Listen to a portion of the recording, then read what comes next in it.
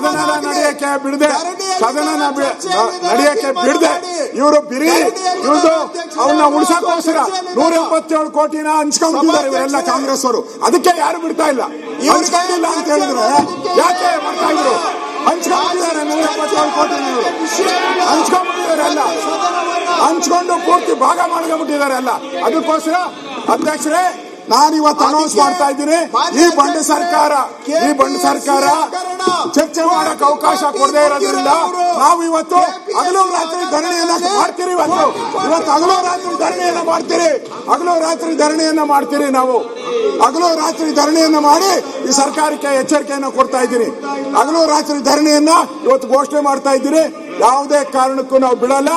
ನಾಗೇಂದ್ರ ರಾಜೀನಾಮೆ, ದಲಿತರ ಹಣ ವಾಪಸ್ ಬರಬೇಕು. ಇದು ನಮ್ಮ ಹೋರಾಟ. ಇದೆ ಚರ್ಚೆಗೆ ಬನ್ನಿ, ನಾವು ಚರ್ಚೆಗೆ ರೆಡಿ, ಚರ್ಚೆಗೆ ರೆಡಿ, ನಾವು ರೆಡಿ, ಚರ್ಚೆಗೆ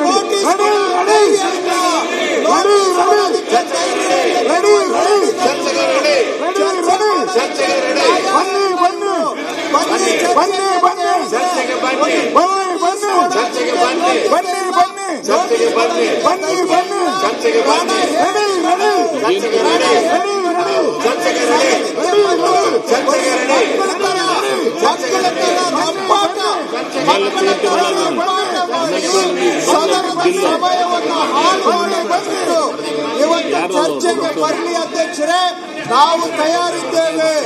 ಇವರಿಗೆ ಚರ್ಚೆ ಮಾಡೋದಕ್ಕೆ ಏನು ಇಲ್ಲ. ಕಲ್ಲೇಪುರಿ ಈಗ ಅಧ್ಯಕ್ಷರೇ, ನಾವು ಬರಗಾಲದ ಬಗ್ಗೆ ಚರ್ಚೆ ಮಾಡೋಕ್ಕೂ ತಯಾರಿದ್ದೀವಿ. ನೀವು ರಾಜೀನಾಮೆ ಚರ್ಚೆ ಮಾಡೋಕ್ಕಾಗುತ್ತೆ. ರಾಜೀನಾಮೆ ಕೊಡಿಸ್ತಾರೆ, ಹೆಂಗ್ ಚರ್ಚೆ ಮಾಡೋದು? ರಾಜೀನಾಮೆ ಕೊಡಿಸಿ ಚರ್ಚೆ ಮಾಡೋಣ. ಈಗ ಅಧ್ಯಕ್ಷರೇ ವರದಿಗಳನ್ನ ದಾಖಲೆಗಳು ಯಾರು ಬೇಡ ಅಂದಿದ್ದಾರೆ? ಶ್ರೀ ಕ್ಯಾತ್ಸಂದ್ರ ರಾಜಣ್ಣ ಅವರು ಸರ್ಕಾರ ರೆಡಿ ಇದೆ. ಯಾಕೆ ನೀವು ಕೊಡ್ತಾ ಇಲ್ಲ ನೋಟಿಸು? ಯಾಕೆ ಹೆದರ್ತಾ ಇದ್ದೀರಾ?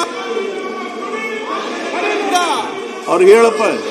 ಇಡೀ ಒಂದು ಕಾಗದ ಪತ್ರ ಇಡಕ್ ತಯಾರಿಲ್ಲ ಅಲ್ರಿ ನೀವು ಅಧ್ಯಕ್ಷರೇ? ಒಂದು ಕಾಗದ ಪತ್ರ ಇಟ್ಕೊಂಡು ವಿಧಾನಸಭೆಯ ಸರ್ಕಾರಿ ಭರವಸೆಗಳ ಸಮಿತಿಯ 24-25 ಯಾರು ಬೇಡ ಅಂದಿರೋದು? 25-26ನೇ ಸಾಲಿನ 7ನೇ ವರದಿಯನ್ನು ಸದನದಲ್ಲಿ ಮಂಡಿಸುತ್ತಿದ್ದೇನೆ. ಸದನದ ಮುಂದೆ ಇಡಿ. ಶ್ರೀ ಯುವಿ ಮಣಕರ್ ಎಕ್ಸ್ಪೋಸ್ ಮಾಡಿ, ನೀವು ಭ್ರಷ್ಟಾಚಾರದ ಬಗ್ಗೆ ಎಕ್ಸ್ಪೋಸ್ ಮಾಡಿ. ನೀವು ಹಕ್ಕು ಬಾಧ್ಯತೆಗಳ ಚಾಲೆಂಜ್ ಮಾಡ್ತಾ ಇದ್ದೀವಿ ಸ್ವಾಮಿ. ಎಕ್ಸ್ಪೋಸ್ ಮಾಡಿ.